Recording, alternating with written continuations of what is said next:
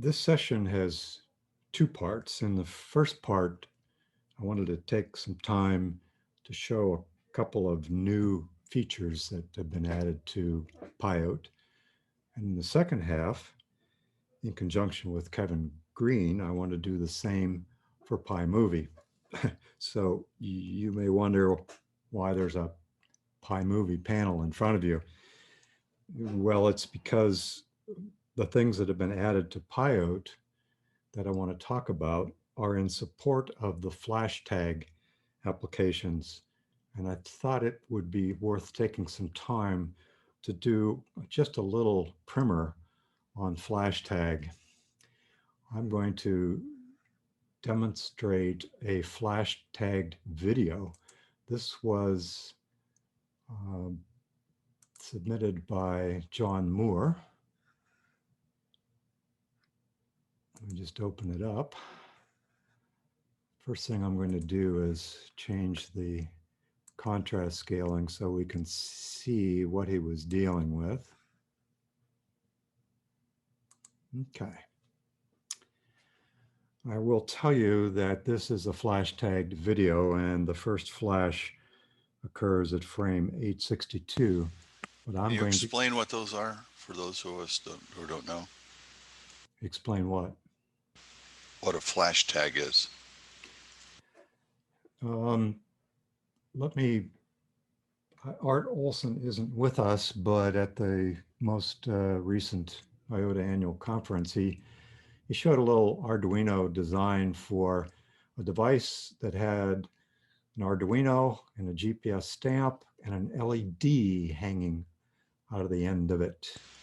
Uh, And the idea in a flash tag unit is to log on to the satellite constellation, get GPS time well known, and then turn an LED on and off at GPS known times. Typically, the LED is hung at the entrance to your telescope. I know John Moore puts his in a little ping pong ball, which I think is good practice. But you will see what happens as we look through this video. So let me get this set up. I'm first of all going to add a special kind of aperture that probably not many of you use. It says no snap aperture. And I'm going to call it flash tag. This is an aperture where I'm going to record the intensity of the flash. And let me turn it white. That makes it a special flash tag aperture. This is a target. There actually is an event in this. So I'm going to call it target. And I'm going to turn it yellow so I can run an analysis. And I'm going to start at frame 800, which is just a little before the first flash. And I'm going to run up to 1150 just so things don't take very long. So I can begin my analysis. And you see down in the lower left what the target looks. Look there, look at that, went all white. So that's the flash. The flash has occurred. I think the flash stays on for about 5 seconds. Note that we can still see the target. So this is not a super bright flash. It didn't wash out the target. I'll have more to say on that in a moment.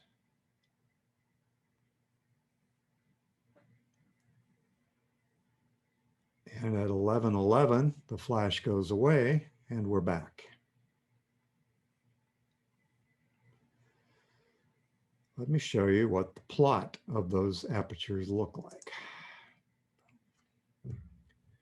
That's a pretty nice composite light curve, which includes information from a GPS-driven LED hung in front of the telescope. This is a pretty well-defined one. It comes, in my mind, very close to an ideal flash tagged video. let's take a look at some other things that we might be able to see. This is just the flash tag aperture itself, but let's look at what was happening with the target, because this goes to some things I want to show you that are added to PyOTE. If we look down here, we can see the size of the computed aperture. And right here, it suddenly started getting bigger. Well, that's when the flash was active. And here's where the flash stopped. And if you've got a good eye, you can see that the noise picked up from the target signal also increased during the flash tag. So that's one of the issues with flash tags. I note a couple of issues. One is getting the intensity of the flash correct, and the other is dealing with the fact that when you've got something flashing in front of your telescope, you're going to have some, let's say, light pollution picked up in your video that subsequently must be dealt with. So let me close those down. And let me just leave this one up for a moment. And I want to explain what I think is an ideal flash tag. I just did a little hand picture. So if you're looking at the flash tag aperture, what I'm looking for is a well-defined background and a well-defined flash period of reasonable intensity, enough intensity that you will see only a single transition point in your recording, which I've circled here in red. So the blue line shows where the flash happened. And we can see that the flash didn't conveniently happen right on the beginning of a start of exposure. And as a consequence, we get an intermediate value recorded. It is this intermediate value that PyOTE is going to interpret for you and turn into a time correction value. Now, let me bring this up. We would like to have a high signal to noise ratio in this plot. And the reason is that any uncertainty in the Y position, in other words, the value of this intermediate point, once that gets factored into the interpolation algorithm, results in a timing uncertainty. So the error bars on your time will be larger if you have a larger, a less favorable signal to noise ratio, a noisier intermediate value. For that reason, you would like your flash tag intensity to be as bright as possible, but not so bright that it saturates, because that would also defeat the ability for PyOTE to do an accurate subframe timing calculation by looking at this intermediate value. Okay, so that's a lot said in a short period of time. I'd like to just pause to see if there are any questions about what I've said. Are normally the flashes very short in duration? You said this one was 5 seconds. Was that just for testing purposes? This was 5 seconds because John, I think, had, it might have been a half-second exposure time on his camera. And it's important to have a goodly number of, actually this wasn't, I see he's just got an enormous number up here, but you want enough samples up here that PyOTE can get a good reading on what the correct value, average value is up here.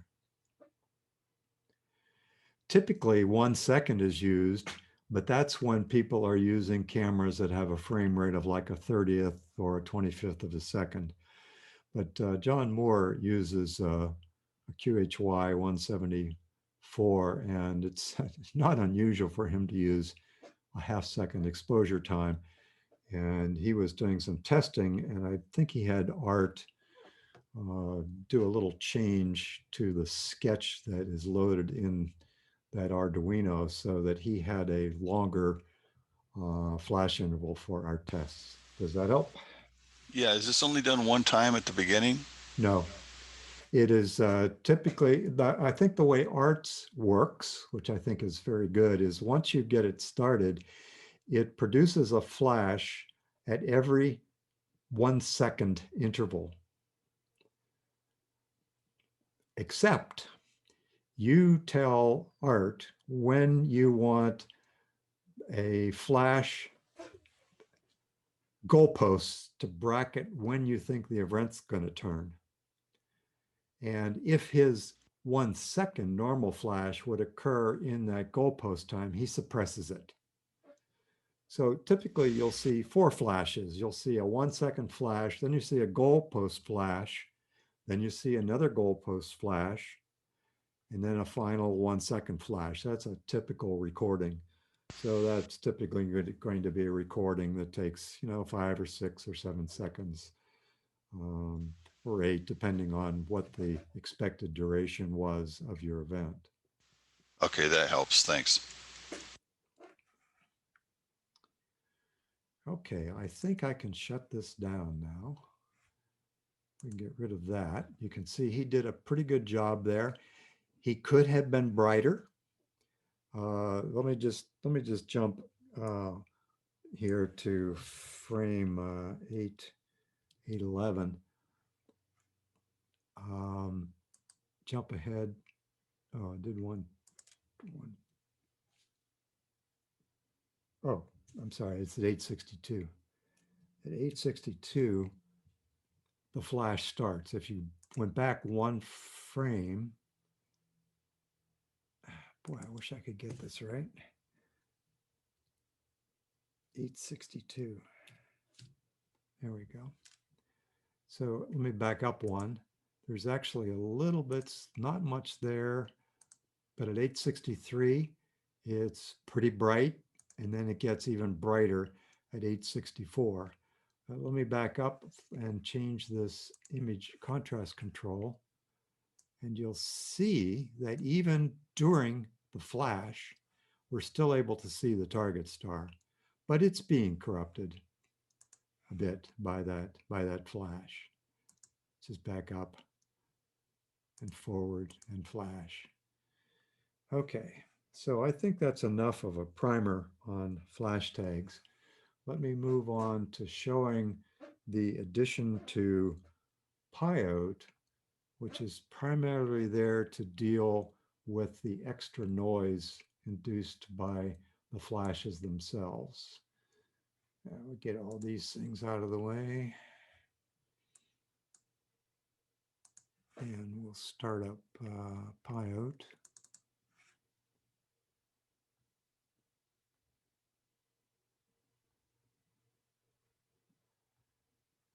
And I'm going to read the light curve from that video. It was this one.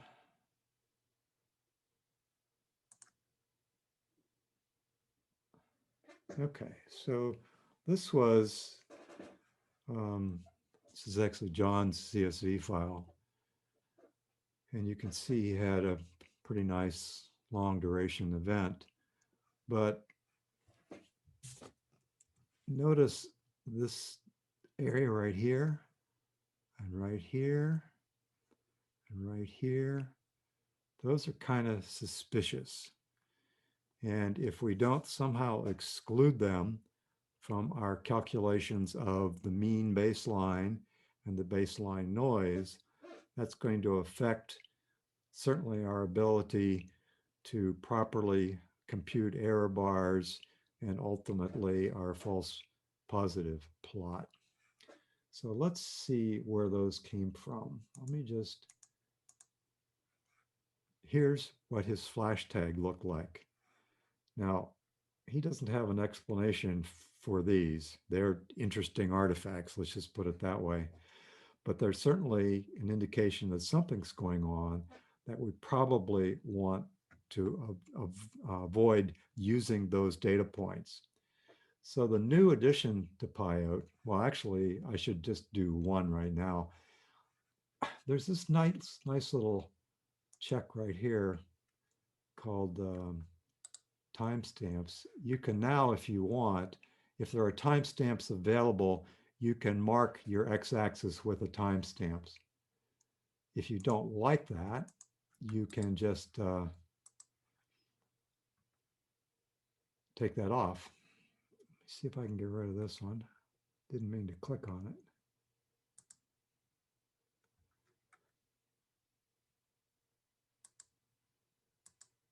Okay. All right. So enough on that. Mostly what I want to show is dealing with the background.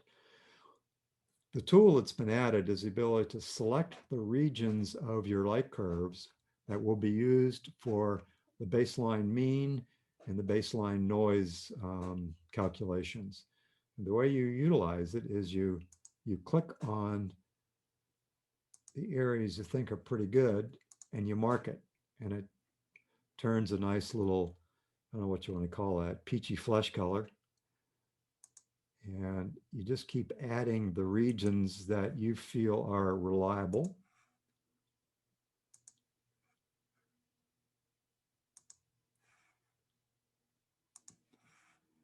Don't know what to do about this yet. It may or may not be an issue, but I'm going to continue marking the regions.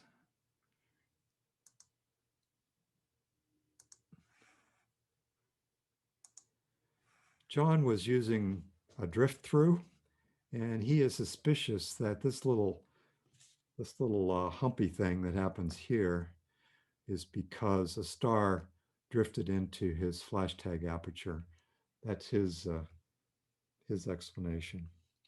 Now, your selections are transferred through to all of the other light curves. So if we go back to where we had the actually the occultation, we'll see that maybe we can use this area in here. And if you want to add it, you see we should skip this part, but I can continue adding regions I want to utilize on yet another plot. So I'm going to just go ahead and use these. So those are the selected data points that will be used by PyOTE once I click the right button to calculate the baseline mean and the noise. You click on this button and it will calculate, and it will show you down here the noise number it got and the mean baseline. If you do nothing else, when PyOTE finds a solution, it will use these numbers, the baseline, mean, and noise, and override those that are normally extracted when it does a solution. There is a funny little exception to that rule. If you decided to clip, like if you wanted to just clip and only deal with the points between here and here, I will say use the baseline noise from all of the flesh colored points, but use the data points that are just included in the clipped zone to calculate the baseline mean. This would be useful if there were kind of something going on, a little tilt to your curve that you couldn't normalize out. And so you think that in order to get a more reliable mag drop calculation, that you should only use for the background mean those points that are fairly close to the event. But other than that, you would just continue as you normally would to, you know, mark a D region. I'm using the mark in DNR region because this is such an obvious event, but that's the easiest way to do it. You would click find event, and then you would write report.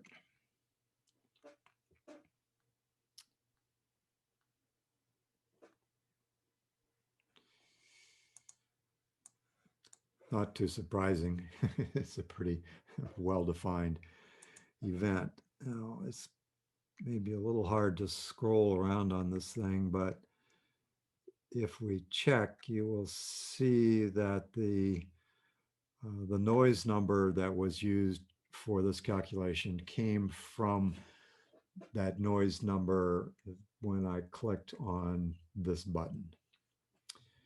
Okay, so that's the new feature added to PyOTE for those of you who are using flash tag units for camera timing or are thinking about using such a unit.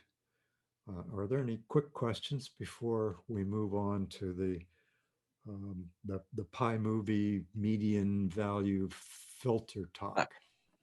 This is Ted. I have one, Bob. I've used the flash tag in the past, and I only used two flashes, one before, well before the event, and one well after the event. Why? I guess I don't understand what a goalpost flash is and why it differs from a regular flash of some kind, and why John is using two on either side of the event. This is Art's concept. I always use the term goalpost to say the flashes that you use to bracket when you think the event is going to occur, plus some time margin on either side. And in fact, that's all you need. You just need those two flashes. Recently online, we have had a discussion about some light curves that were corrupted by wind and the desire to exclude from the baseline mean and noise calculations those corrupted parts, the windiest parts of the video. It seems to me this is a good way to select the parts of the baseline that you consider to be best, and it would solve that problem. Is it your perception that this could be used for that? That was a secondary motivation. So yeah, you can do that. So just to chime in on Ted's question, you really do only need two, preferably outside the range of your recording. So if you're recording 2 minutes of video, you'd want to flash at the very beginning before the 2 minutes start, and then a flash at the end or after the 2 minutes start. So your total recording might be 2.5 minutes with two flashes. And if you're using the Android or iPhone occult flash tag programs that have been written, those can trigger 2 or 3 different flashes in quick succession. And you generally use those, like I just mentioned, before your primary recording session and just after your primary recording session. I have not had a discussion with Art to know why he wanted to do a flash on, more than two flashes. I don't know why. They don't hurt.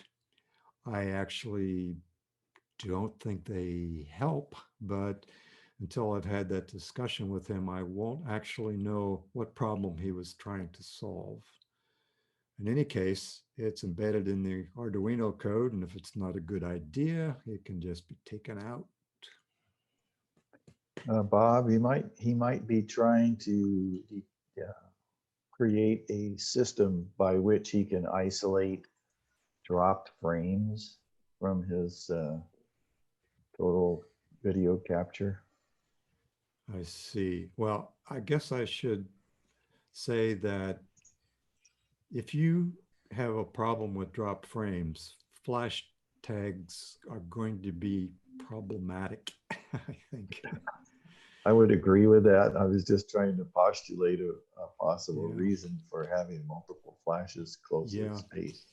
Now I believe that when PyOTE does its analysis, it will tell you, since it's able to calculate what the frame rate was, and from the two goalpost flashes, it knows the time interval and it knows the number of frames that should be there. And if that number is not correct, it will tell you you've got dropped frames. And unfortunately, with a flash tag unit, it's hard to tell where. You can't tell where. This is Yeah. Ernie. I think what he may have been trying to handle is if the event is either way early or way late.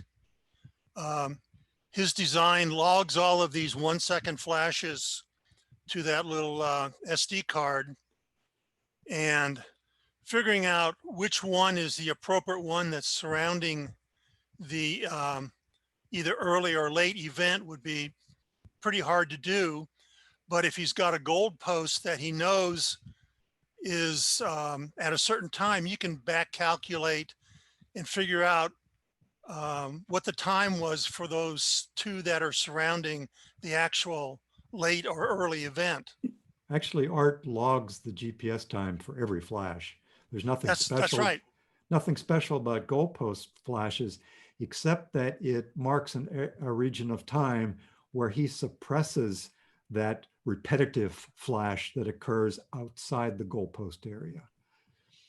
So you think maybe he put in those periodic 1-second flashes as belt and suspenders in case you were really off on when the event occurred.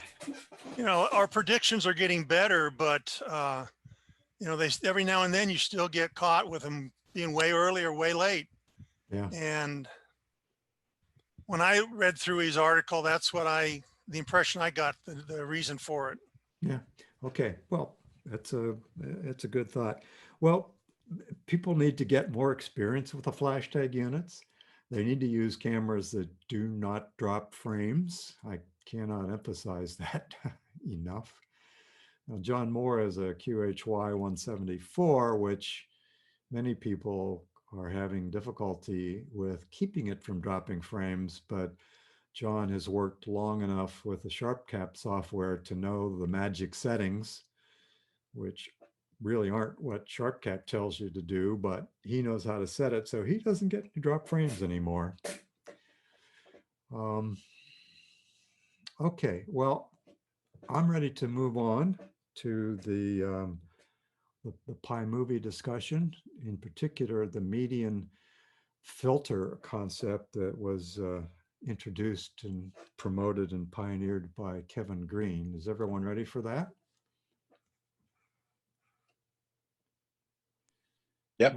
Okay, Kevin, we haven't really talked about how to get this. Would you like to get started, or do you want me to somehow preface it? I'm open. Why don't you just take it, and I'll just interrupt you if I feel I need to, which I doubt I will. Okay, well, I know you were going to sort of talk about the rationale behind it. The only thing I was perhaps going to mention that might step on what you would otherwise talk about was the fact that CMOS sensors have this thing called pattern noise. And I sort of think that that pattern noise is what is in part being dealt with by the horizontal median line filter. Am I off base on that, Kevin? Is this the lattice noise that you saw, or are you talking about generally the line noise? Well, it shows up in your horizontal line because let me just get started, and you know, I just didn't want to step on your. I'm always a bit reluctant, Bob. I like other people to talk, and I like to listen. Okay. So, but go ahead. All right. So let me see what I have here.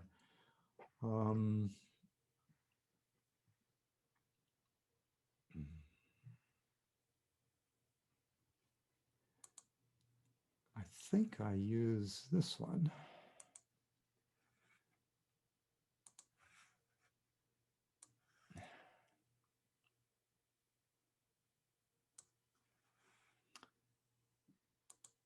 Okay, this is also from John Moore. He has a QHY 174, which has a Sony CMOS chip. I believe it's the ICX 174. Hence the name of the QHY camera is a QHY 174 GPS. Now, John has the GPS version, which tags every frame with a GPS accurate, and it's to the microsecond level timestamp. And he also flash tags his videos, which means it's easy for him to compare the time as calculated from a flash tag against a GPS accurate timestamp. And so he knows that flash tags are accurate when they're properly set up, that they're not saturated and there's enough intensity that you get that single transition point in the flash tag. So what Kevin showed in his talk was what we're referring to as horizontal line noise. You see this streakiness. It's apparent on the little horizontal lines that you can see. I will tell you that I think that that comes from, or it's related to what they call pattern noise in a CMOS detector. Pattern noise happens because in a CMOS detector, they simultaneously read out every column. So that means going left to right. This has like, I don't know what this is.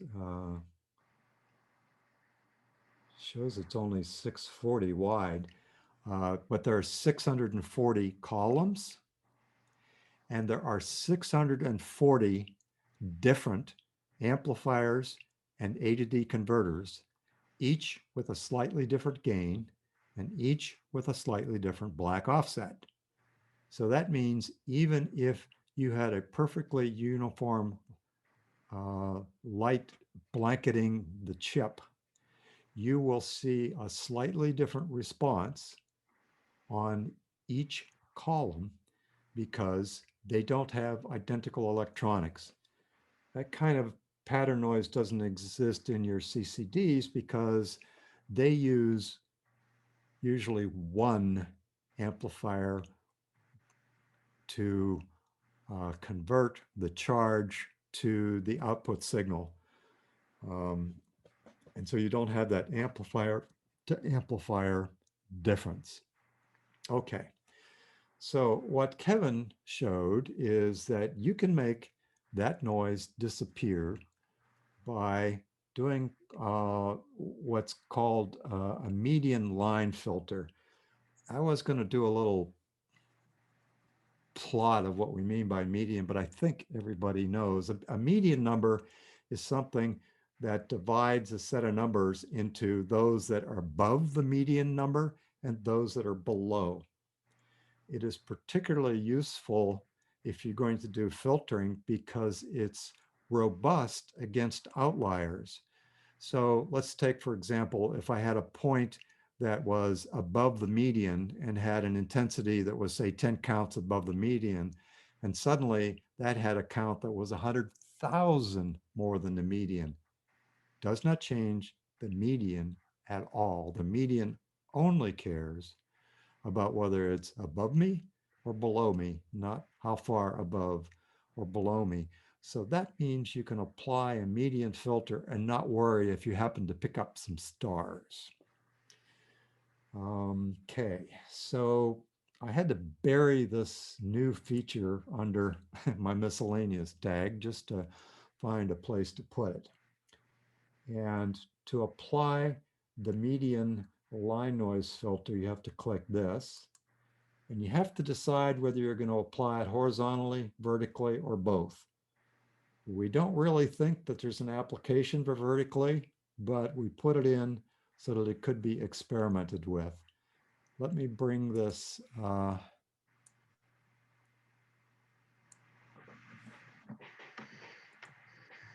I think you can see that suddenly that's a little quieter.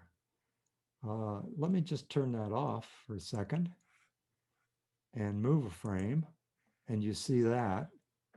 But you turn on the median filter, and unfortunately, that also resets. But you can see that you get a much quieter background. Now, in order to use this for running an analysis, you frequently have a timestamp overlay. It's frequently either here, sometimes up here. In this case, this is a QHY 174, which embeds a whole lot of stuff in the image. And so you have to have a way of not corrupting that with this line filter. And you just activate this little device, and it just shows a little red line. And what it does for you is it says to the median line filter, don't mess with anything that's in there.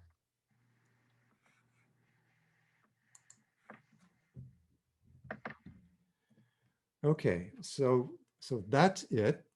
That's my demonstration of the new feature. Now, the real question is, does this actually help anything? It clearly makes for a prettier picture to look at, but does it in fact improve the signal to noise ratio? I had a video that Kevin provided in which applying this median line filter was able to change the signal to noise ratio by a full count. I think it went from something like either 3 to 4 or 4 to 5. I forget what it was right now, which is significant. It had essentially no impact on the D and R times. I've subsequently been able to look at a couple of other videos, and I have found almost no change in signal to noise ratio and also no change into the DNR times. So it's a puzzle. It's a puzzle in my mind, and Kevin may be able to weigh in as to why this is happening, why it showed up as something fixable and worth fixing on his video, but not, for example, on this video. This was one that just didn't have much of an effect once I ran it, in spite of the obviously improved visual picture. So Kevin, can you weigh in on that? Yeah, I think part of it is your signal to noise. If you're really high to begin with, it's not going to matter so much. That would be my suspicion. I'm hoping. I've been looking for other events or other events where the signal to noise has been relatively low. So, and I'm hoping someone's going to come up with a situation where, you know, they couldn't see the occultation before and then they see it after, and they just pull it out of the noise. It really is. I understand what you're saying, but if you are operating in a strong signal to noise regime, this is not going to be a big deal. It's really going to be a bigger deal when you're down in the muck. That'd be my first impression. Okay, well, I'm looking at this as a tool that's been added to PyMovie for people to experiment with, and they should understand that it should only be applied if you apply it and it does something worthwhile to you. I guess the caution is we should avoid manipulating our videos and our light curves if we possibly can. I mean, it's a kind of scientific integrity to not fiddle with the raw data unless there is a bona fide reason, proven reason for doing so, that is also proven not to adversely affect the readings that we're most interested in, which would be, in this case, the DNR times, and to some extent, the mag drop, although the change in mag drop was also very minimal here. Okay, is there anything else that people would like to see? This has been short and maybe too succinct, but I wanted people to Well, to know about this tool and Bob, to, if you give me a second, I wouldn't mind making some comments. Am I allowed to share the screen? I need permission to share my screen. I'll give it to you. Sure. So, There you go. You've been given permission and I've stopped sharing, so you should be able to begin. great. So I'm just gonna share my whole screen. Let me start with this guy here. So this is a WATEC camera, and I have seen this on the WATEC on a different WATEC camera besides just this one. But this is an example of a vertical line noise, and it's pretty obvious that it's there. So this is a fireball camera that we have here at the Westport Astronomical Society, and it's currently disabled, unfortunately, but we're hoping to get it back up. We've been doing it in conjunction with a group north of us at well, they're up the road about 20 kilometers, the John McCarthy Observatory in New Milford, Connecticut. So here's again, it's a vertical line noise. This is probably related, I think, to the inner electronics of the chip, because it doesn't change very much. It changes some, but not very much. If you look at the noise from a QHY camera, which is on this guy here, the line noise changes on a line from frame to frame. So there's something that's not, it's not just on a single readout. There's some other noise that comes in. I found this actually by looking at Kevin? Yes. I thought that might be, well, I mentioned that in the column amplifiers, they have a black offset that's part of the amplifier circuitry. And what I thought was that there might be some noise in that black offset. So what that does is make these lines kind of jump up and down. That could be. And then that changes frame to frame. Yes. Yeah, okay, well, that could be. I've seen it in, where I first thought about this was in dark frames. I was trying to improve on some, basic old astrometry, which of course we all can do better with via occultations, but I was trying to improve, backgrounds on really dark or really dim objects, and you can see it's very clear even in dark frames if you look at them. The other thing that I wanted to show, it's just, so I'm Bob, I agree with you that this should be somewhat experimental. I will differ with you in some aspects of it. You usually your background is not necessarily all that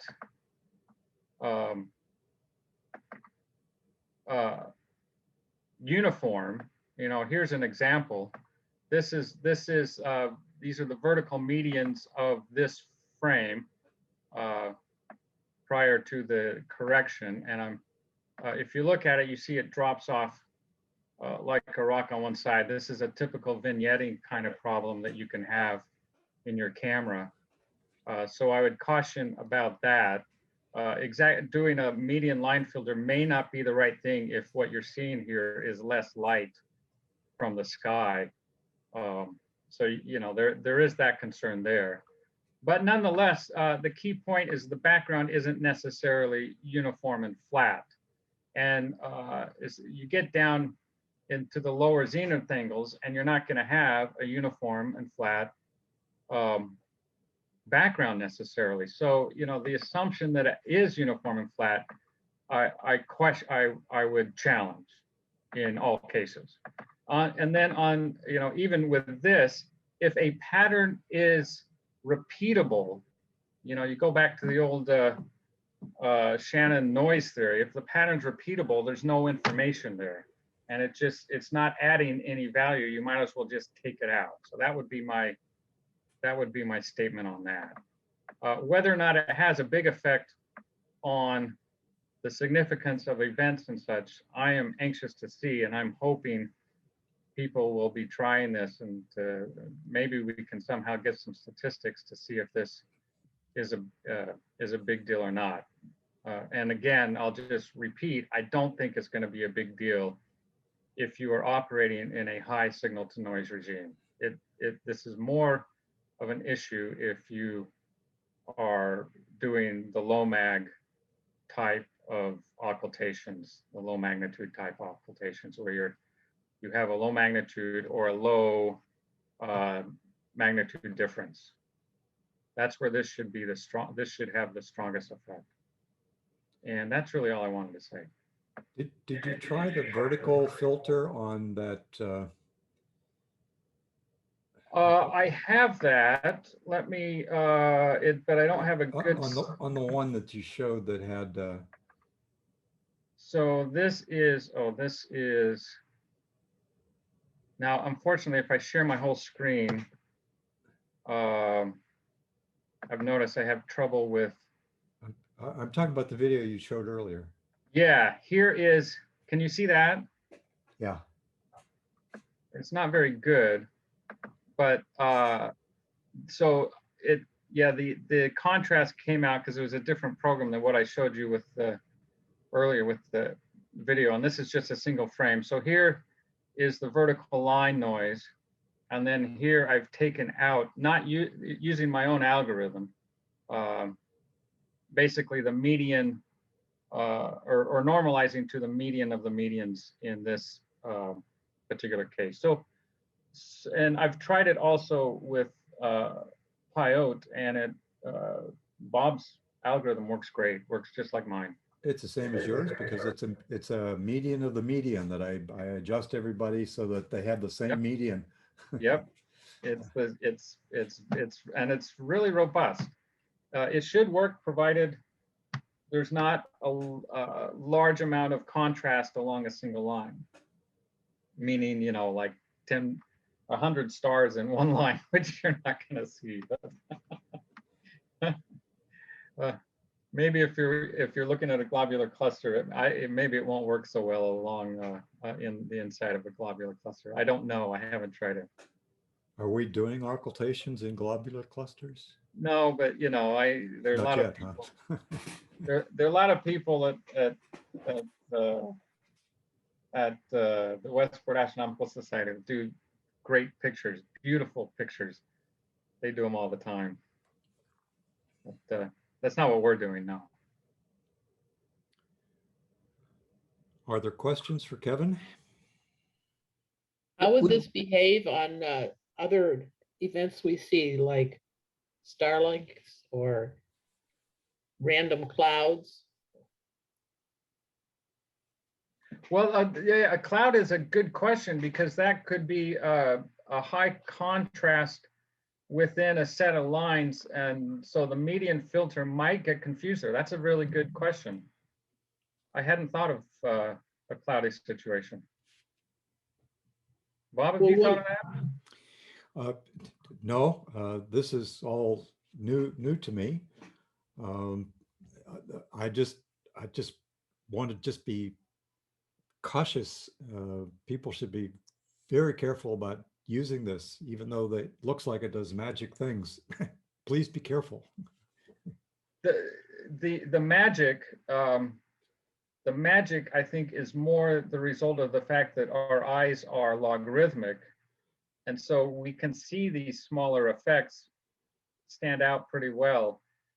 But when you're actually doing the analysis, it blows over on a lot of it. I have a question. Now, when I use PyMovie instead of PyOTE, I get a CSV file that gives the total brightness of the background plus the number of pixels in the background. And I get the total brightness of the aperture plus the number of pixels in the aperture. And then it's a simple amount of math to compute the what I call the iMovie value, that is the brightness of the star. But because I have the background information, I can use the CSV file, not the video, but just in the CSV file in Excel, I can get a median of the entire background for the whole video. And then I can use that and recalculate the corresponding star brightnesses for each frame, because since they're based in part upon the background brightness, when I take the median of the background, then I have to recalculate iMovie's calculation of the star brightness for each frame. And I've done that just to see what I'd get because I was disturbed by background noise, just as we've been talking about. And I found that when I do that, I tend to have a lower signal to noise ratio rather than a higher one, which was pretty frustrating because it doesn't seem that the median function is working. It's the way we hoped it would. But what I sometimes have found is helpful is to use a long narrow aperture. In iMovie they call it the meteor aperture, and I can make it long and narrow so that it and align it so that it lines up with one of the lines in the background, one of the faint irregular brightness lines. And then I'm computing, taking into account a variable brightness for the background with every frame that iMovie measures. And when I do that, I find that I have a slight increase in the signal to noise ratio, but not so pronounced as what Bob initially found, not a whole unit of signal to noise, but rather typically a tenth to a quarter of a unit. Roger, But I just wanted to say this so people can hear it and think about it. my caution is that jump in signal to noise ratio was only on one video. On other videos, I have not found that. Yeah, I agree. I might comment that one of the problems with using a median to compute a background is that it is an integer. So it could be, let's say the number is 100, but the next time it's 101, multiplied by the number of pixels you had in the background. That's its own kind of noise. Certainly, I know how I do it in PyMovie. I avoid anything that would result in an integer background value. I use a robust mean where I select, it's basically half of the points and throw out all the outliers, which would be all your star pixels and anything else. And then I do a real mean, which is comes up with a fractional number. And I found that is a lower noise way of calculating a background than to use what is programmatically a whole lot easier, which is just the median of all the pixels in the aperture. That's a useful thought. Thanks for that, Bob. But you know what? I think that the reason I have a problem with using a uniform background across an entire video and find that it's destructive of the signal to noise ratio rather than helpful is likely that the star brightness changes so much during the transit across the screen. I use a drift through technique of 3-pointed telescope, and the star image is not constant across that. And if I make the background constant, then I'm actually losing data in a sense. Oh, you calculate one background for the entire video? Well, it's easy to do when you're working with the CSV file. Yeah, but gee, frame by frame, I think is almost certainly required. Yeah, you really have to do this frame by frame to get any improvement.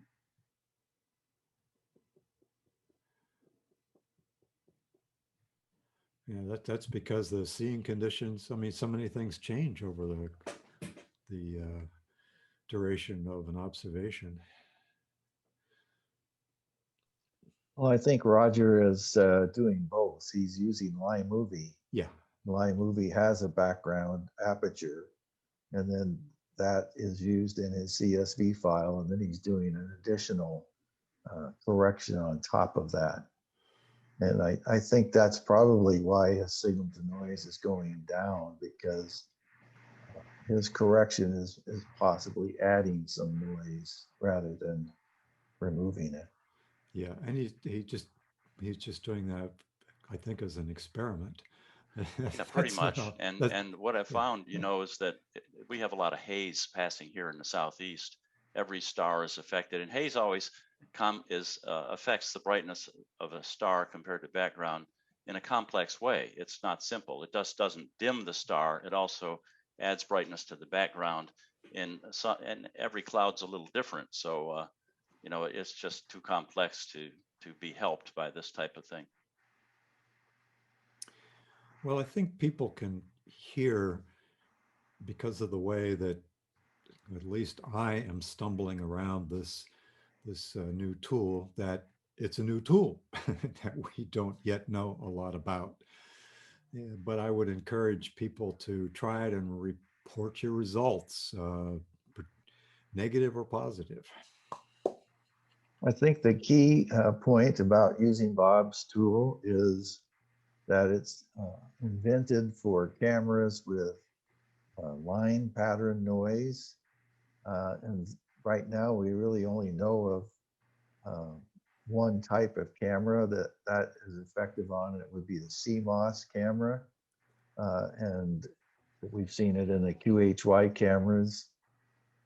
We also see it in the run cams, but the run cam, the testing I've done, it doesn't seem to improve the signal to noise ratio. So Actually made it a little worse, I thought. yeah, but I think that was on an older version of your program where you were converting the background, the median, to the highest median rather than the median. Median of the median. Yeah. That could be. So I I will haven't s- done testing since.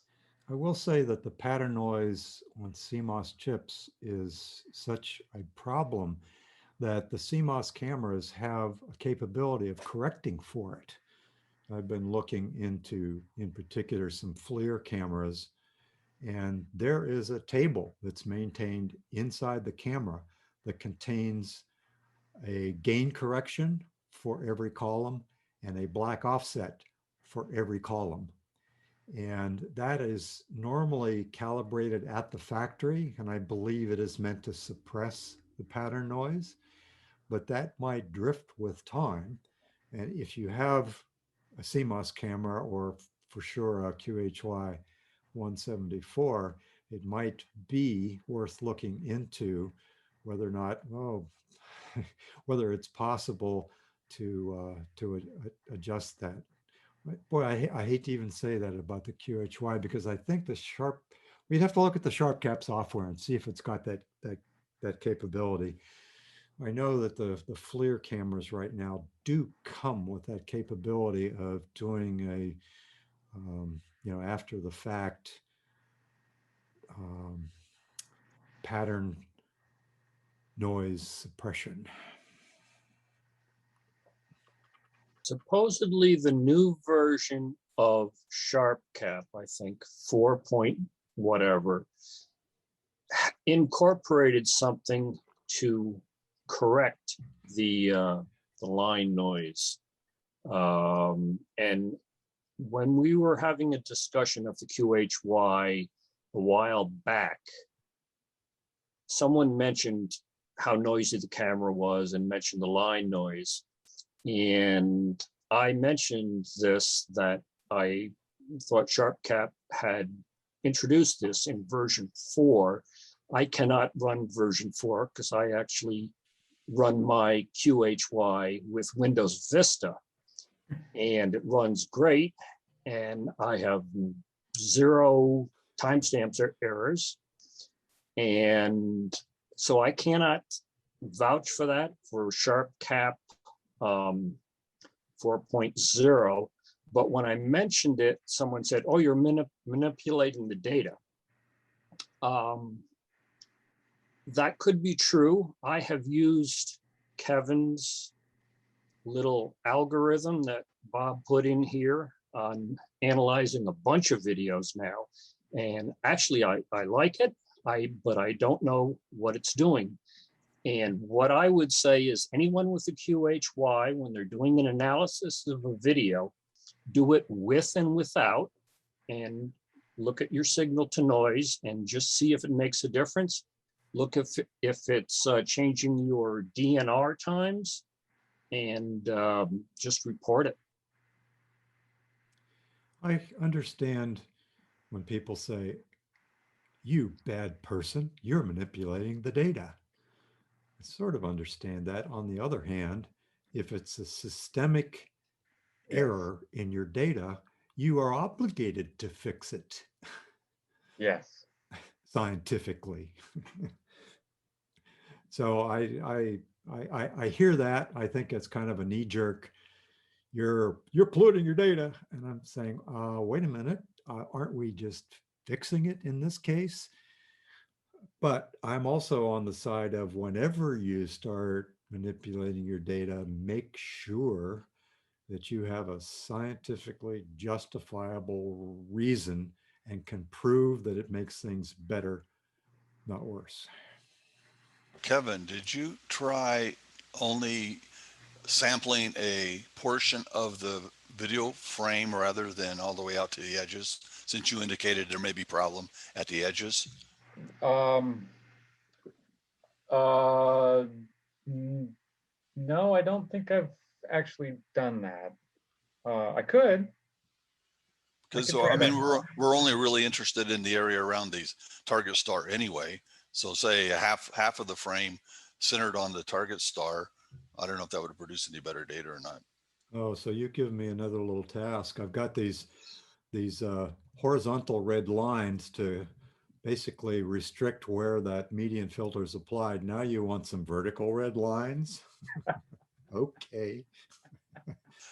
Just an idea. Yeah, okay. Well, actually, since I'm treating this as an experimental tool, it's probably something I'll look at doing so that we can find out whether this is actually worth doing.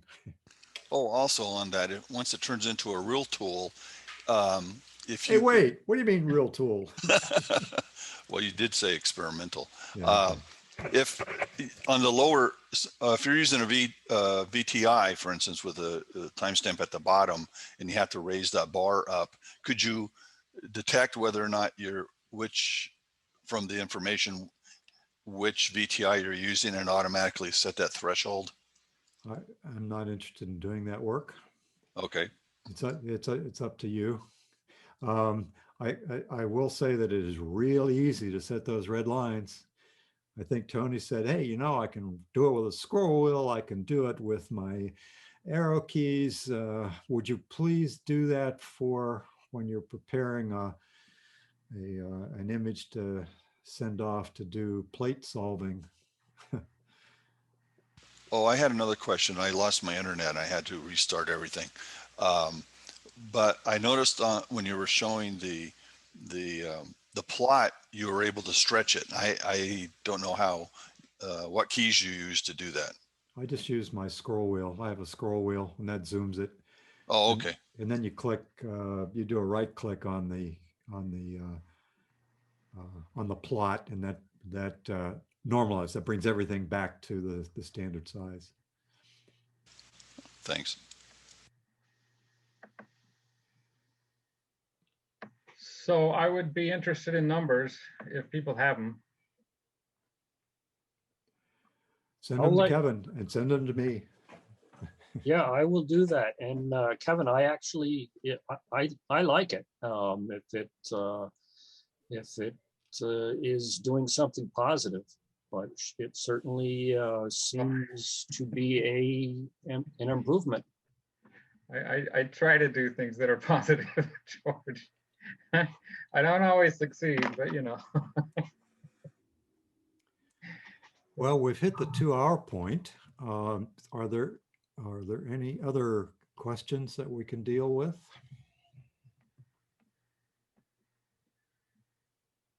And I think we could open it up to just general questions about PyOTE, PyMovie.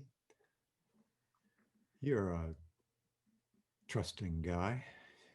Was that your intent, Bob? Yeah. Okay.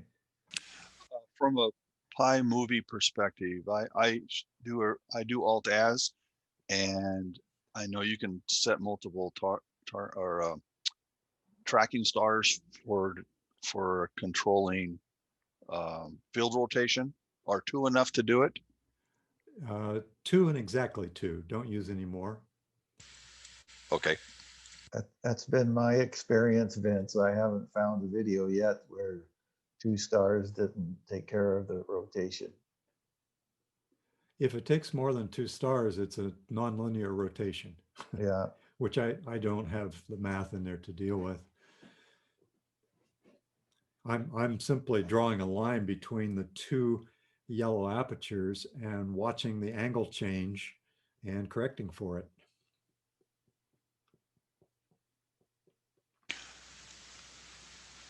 I'll give that a try.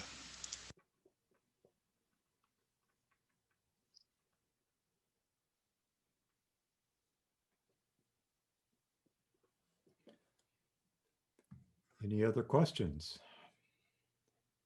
I had one. Shoot. When in PyOTE, when analyzing a positive, there will be an SNR printed in the PyOTE log, which presumably is the signal noise for the drop. I don't recall seeing one printed if no event is detected.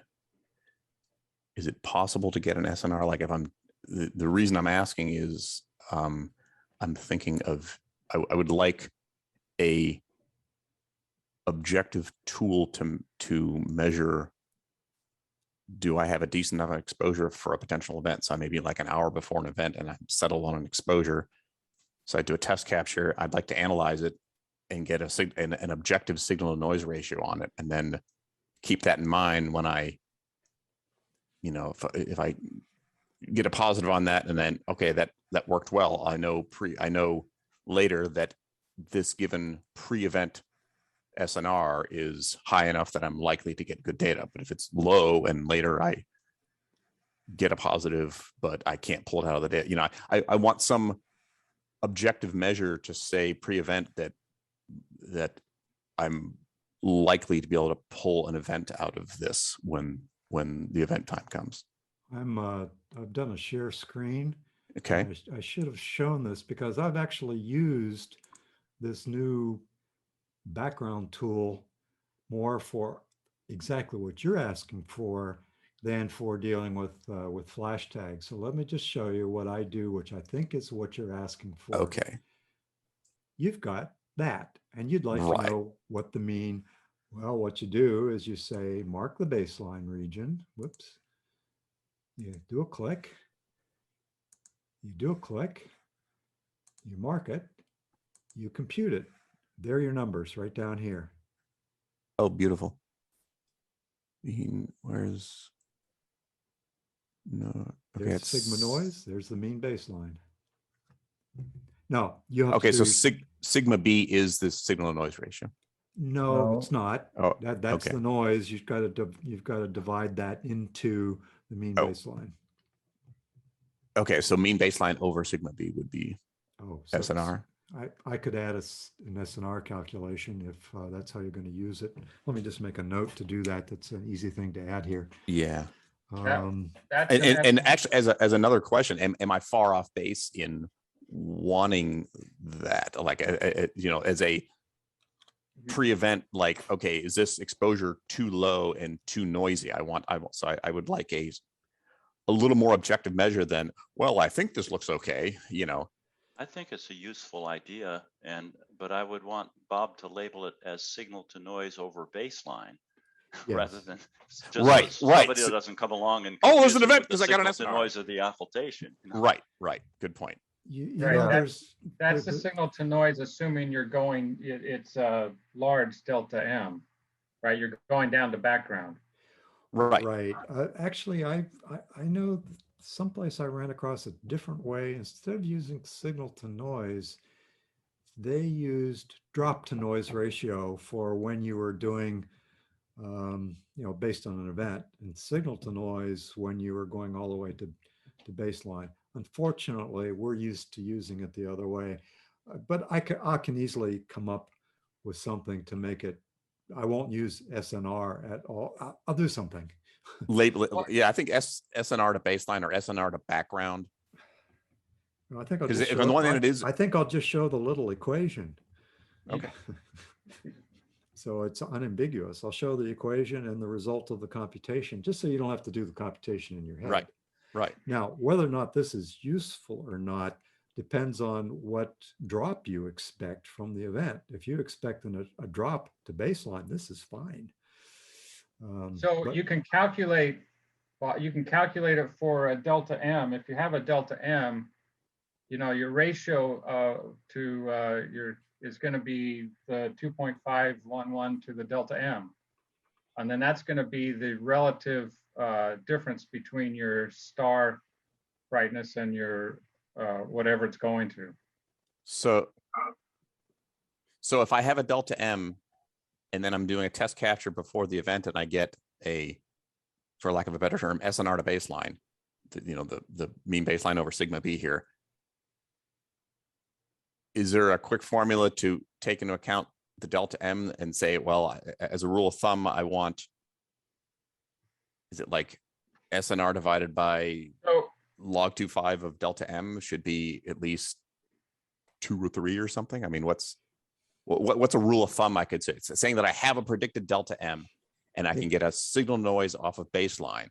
It's not that simple because the event duration also is a factor. Okay. So yeah, Yes, we looked at that since the very beginning. Bob did a lot of work when we were working on Ocular. And in fact, in Ocular, there's a tool that's called event detectability. And it was based on noise and event duration. And it was actually very helpful. That sounds like what I'm looking at. Yeah, we never brought that forward into ROTE or PyOTE. I think, we just didn't. I don't think anybody ever used it really. I was probably one of the only ones. To me, the determining best exposure is still a black art, and I kind of have I'm beginning to have a little bit of an instinctive feel, but only for a few events, and I don't know if my instincts are right. So more tools, especially objective tools, to help me determine an exposure pre-event, especially when I don't have Sweary saying, hey, this is what you should do, would be a benefit. Well, you can certainly look at your noise sigma, and then you can look at your delta M or your predicted mag drop in terms of, and you'd have to convert that from stellar magnitude drop to a change in ADU. So like on the chart that's on the screen, right, your baseline is around 200. Okay. Right. So if you have a half of a mag drop, then convert half of a mag drop into a change from 200 down to whatever it is. Right. And that's your delta that you're going to look for. But detectability depends so critically on the duration of the signal. Tony, I think I did a chart, didn't I? It's embedded in Ocular documentation that was sort of like a nomograph that would. Yeah. I wonder if you're probably in a better position to dig that out and okay, while we're talking, I'll look for that. Yeah. I'm one of the motivations behind PyOTE was kind of to only put things in that were really useful. Right. Because I had gone from Ocular to ROTE, and ROTE, oh, the kitchen sink is in there. I mean, it's just, there's so much there that it becomes an impediment for usage. And so PyOTE is designed to only have what I thought was the bare minimum necessary to do useful stuff. It's still getting stuff incrementally added, like this, like the Yeah. stuff that I'm doing here. I have to say that I think that this was important because we have people out there timing occultations using NTP when they could put Yeah. in a flash unit and we could get more accurate results. Yeah. And that is such a desirable thing for the community that I was willing to add this additional, not very much, but an additional level of complexity to PyOTE. And I feel the same way about people who are trying to decide whether or not they want to go attempt to see an event.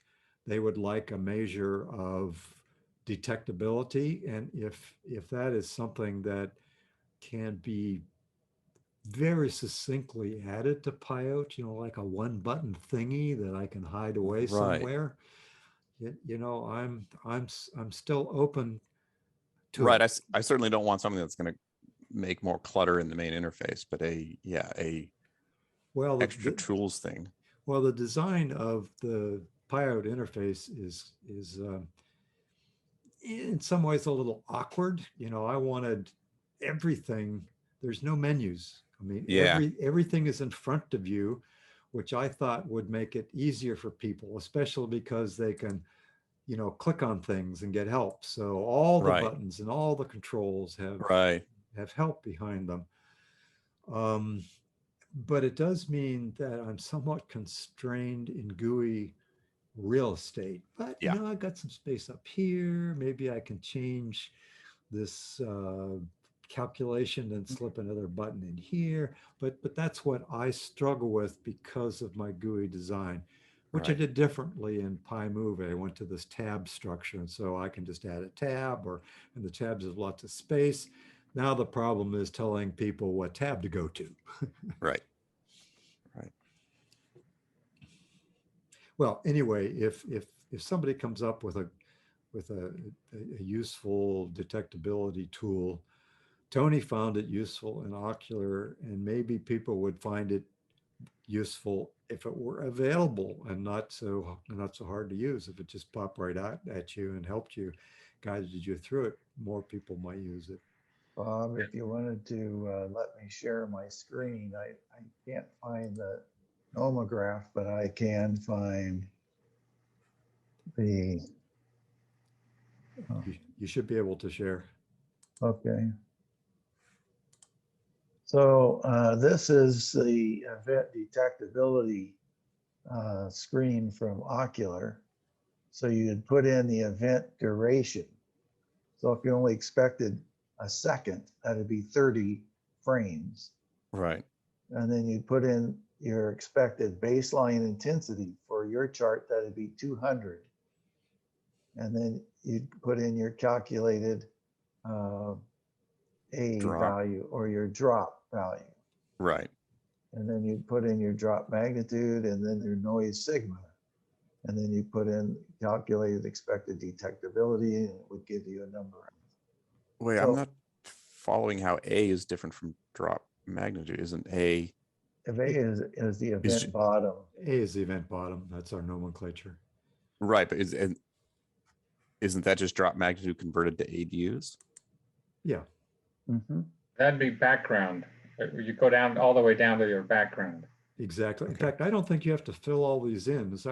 I think what I Okay. did with Ocular is if you Can we filled see a in demo enough, of this? if you filled in enough that I could calculate the rest, that was enough. Okay.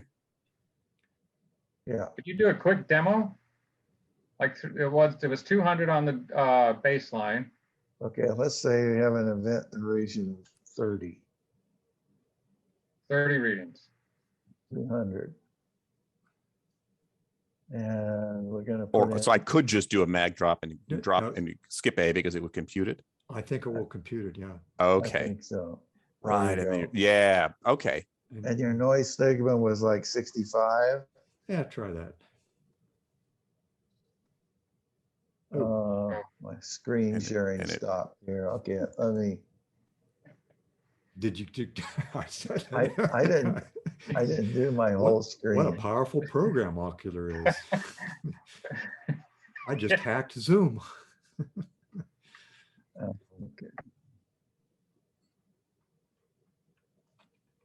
That's what says Bob Anderson. Okay, let's share that screen. There we go. Can you see that? Yeah. Okay, so I did calculate detectability. 69%. Oh yeah, there it is. Yeah. Given a So- half. Okay. So this was our ocular confidence level, which is a different kind of number, and it tells us what our expected signal to noise ratio was. Okay. So, you know, it might be doable, but if we said, we actually had 3 an event frames.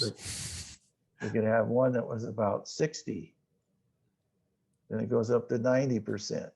Right. And then you said 3 frames. Yeah, that's going to be probably, yeah. Row. Yeah, just not Okay. way too fast. So, but that was something we had clear back in ocular. So this is something that we kind of worked on right from the very beginning, but not a lot of people used it. So we didn't find the need to bring it forward. So it's clear that at least at one time I knew how to do this.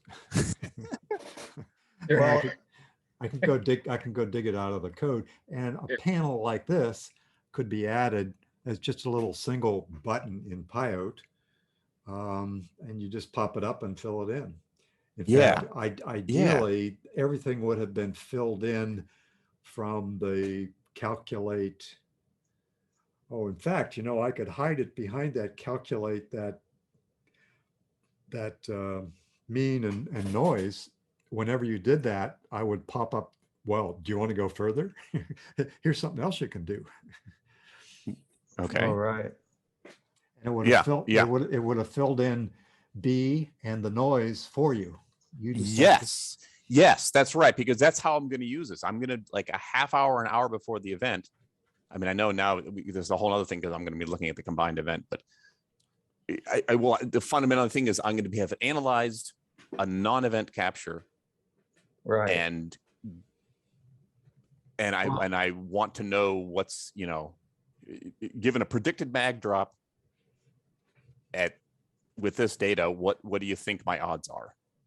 Well, and the And other a thing predicted that event you length. could do, Guy, is you can do night before testing. So you could pull up your target star the night before and run it several different integration levels or exposure levels, and then plug them in and see which of these gives you a good possibility of detecting the event.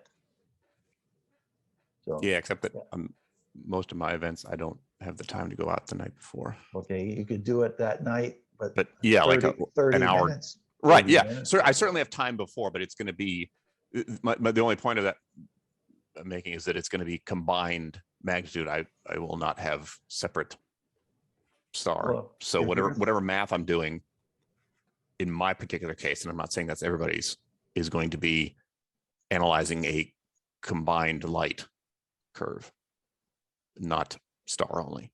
Yeah, 30 minutes out, you usually don't have combined magnitude. Oh, okay. Yeah, usually the target's far away. Okay. So like I was out last night and 15 minutes before the event, I could see the star approaching. So I guess I've had way too many get my gear set up at the last second events Yeah. that I'm used Gotcha. to getting everything set up with minutes to spare. Yep. Okay, well, I would appreciate if something like that worked its way in, because as I said, it's this whole determining, yeah, I'm getting positive, if I get a positive, it's detectable, was that the best exposure I could be using? And, any set of tools that help me get better at determining settings I should be using. And the biggest variable for me has been exposure. Right. And like I talked to Mark Bowie about this, and like, he's had decades of experience doing that. And I even asked him, is there some write-up that those guys are famous for doing plankton write-ups on how to do things, I said, is there some white paper somewhere on how you can determine exposure? He says, well, I haven't been able to do that, but if you give me event parameters, I can give you a pretty good estimate, but it's not something I've formally written out. So I understand that it is not a simple formulaic thing, Yeah, But- so what we did was, when we developed Ocular, Bob developed tools where we could generate simulations based on noise and then event duration and mag drops. And we could add an event to noise to align with noise on it added to it, which is similar to what we're doing now for error bars. And we just ran thousands of those simulations until we came up with results that we put into a nomograph. So, and then I think Bob, I think that's what's being accessed by that little panel. yeah, it's a simple nomographic calculation. But yeah, that's it's probably something we could add. I suppose it's up to Bob. I mean, the other thing is I'd be willing, I've been playing around with some, I'd started a dive into the PyOTE code to try to figure out how you're computing SNR for a positive event to see if I could do something similar for the, you know, vanilla baseline, but I'm starting to get lost in the weeds in the math of how SNR is determined. You're a brave man. And so that might be, I would, I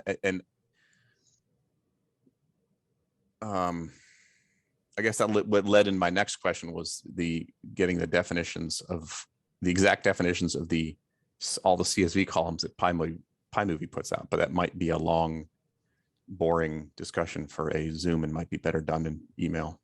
Yeah, we should just communicate. If you're trying to dig into the code, it's probably easier to talk to me, and I can at least snip out the pieces of code that do it, so you don't have to know how to how to find it.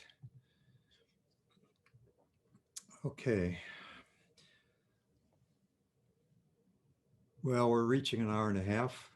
It had already passed my bladder hold limit. Uh-oh. I had to leave the session. I was gone for a few seconds. But now I'm back, and I think I'm about ready to end this session unless somebody has an urgent question.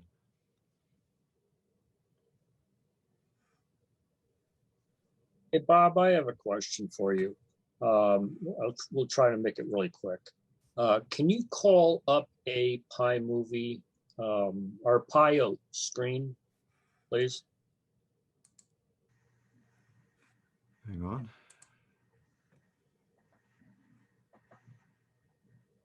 Does that count? Yes. Is there any way? I had sent a video to Tony that was kind of questionable a while ago, and we came up with that it was indeed a positive. And he sent, I forget how it went, but he sent something back to me. And when I called it up, it did not look in any way like the light curve that I had sent him. And what I realized was how he had sent it back. When I called it up, PyOTE displayed a different curve. It was like the comparison star curve. And is there any way that where it says up in the upper left-hand corner, where it says light curve number to analyze, that it could read from the CSV file header the label that you gave it? For example, it would say light curve number to analyze. You mean like this? Like a target? Yes, I would love that too. It's there. As another, Look at it. It's right there. Do you mean also say it in the GUI on that next to? Yes. Next yes. to the select box when where you say light curve to analyze blue.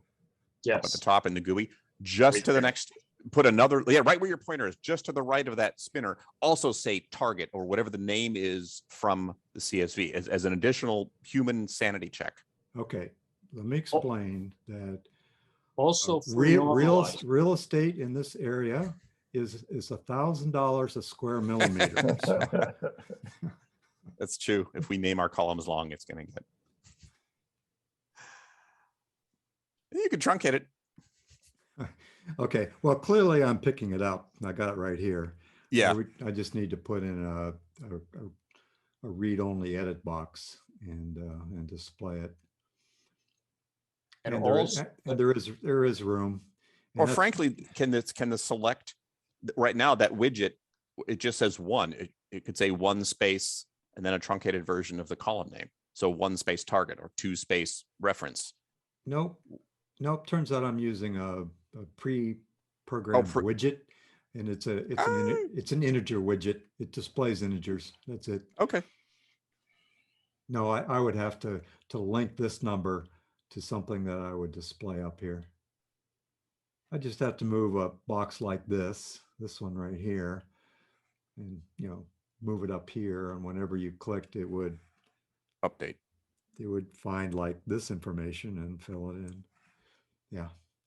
it would also be handy for the normalization too. So that making it even more complicated for you. Oh, right. Yes. There's an additional right below it. Put the name for that one. Yeah. Yeah. Okay. Well, I'll try to remember.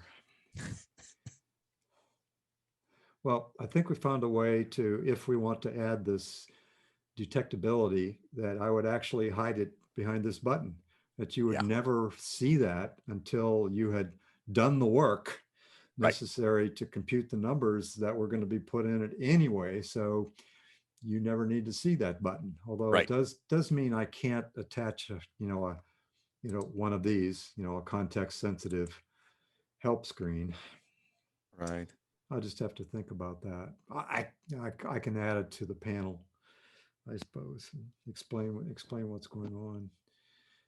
But I have to give that one more thought. It's a lot easier to add a couple of little edit boxes up here and use some of that expensive real estate up there. Who gets the bill, by the way? No one's volunteering. I'm not hearing volunteering. I don't know.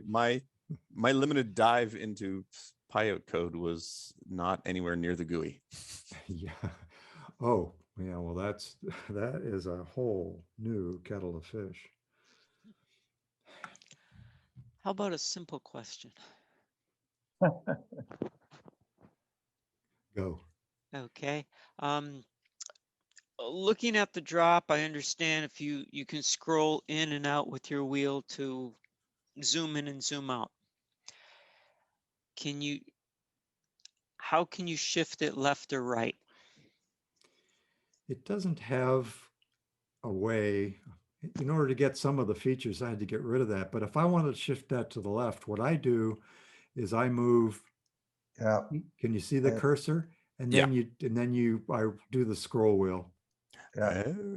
You just shift the line to either side of where you want it to move from. And then I did a right click. And if you want to go the other way. Does that help? Yes. Good. Thank you. Yeah, that's the way I do it. This whole thing had ways of grabbing and zoom areas. And in fact, let me just do something here. And the other thing too is if you see this one? You see what I just did? Boom. Select box. Yeah. There is a select box. And if you get lost, you just right click it. It brings you back to a full screen view of the entire data set. So what I did, Joan, was I hit the shift key. Actually, that was Roxanne. Oh, is that Roxanne? Yeah. Yeah. Yes, 'tis I. You sounded. There are two of us on here. There are two Roxannes or two Johns? Nope. No, one of each. One of each. One of each. Anyway, I'll take that as a compliment. Anyway, there is a zoom box. And oh, by the way, if you just clicked on this, it probably would have told you that. But this is the kind of thing, whoops, where am I? So I just would do this if I really wanted to zoom in on that. Yeah.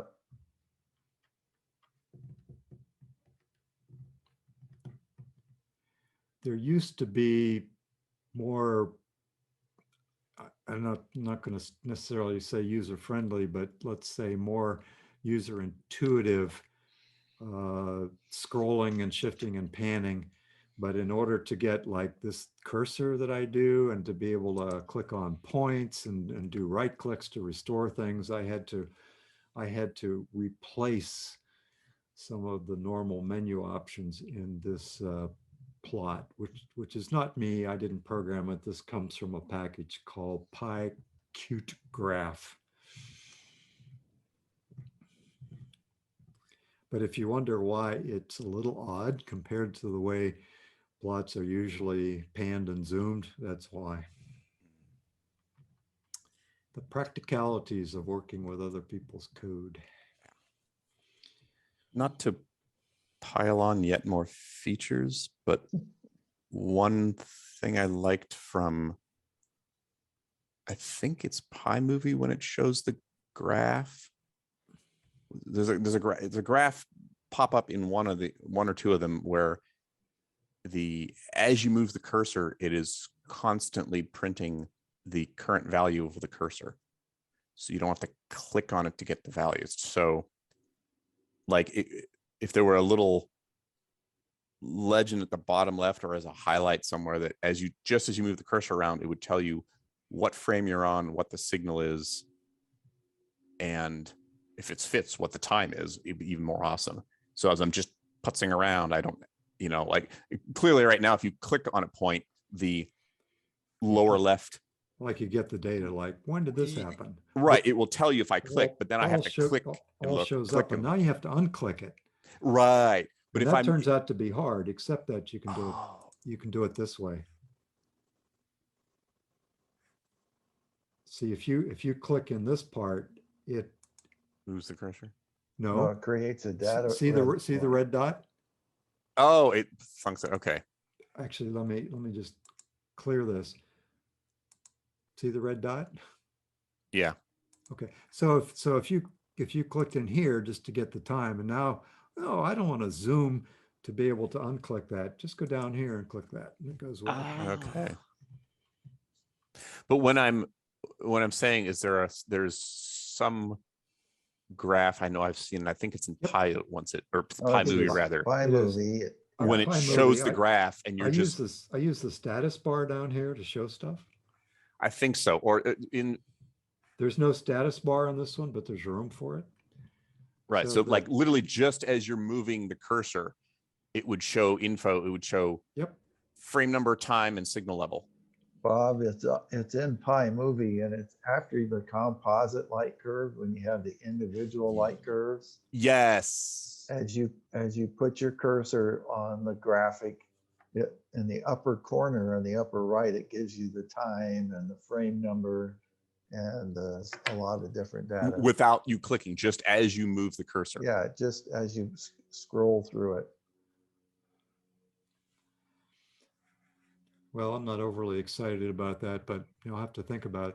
Because okay, actually, when I scroll this, the tiny little programming issue is that I'm not on any point. I have to find the nearest. Oh yeah, you'll have to, every time you move, you'll have to find nearest point when you stop. Yeah. But obviously, I'm doing that when you click on a point. Yeah, right. So code's got to be in there somewhere. I just have to find the guy who programmed it. And see if I can talk to him. Yeah. And ask him how he did it. See, so I've been there. Yeah. Okay. Okay. Any more questions? I'll stop now. Okay. So I'm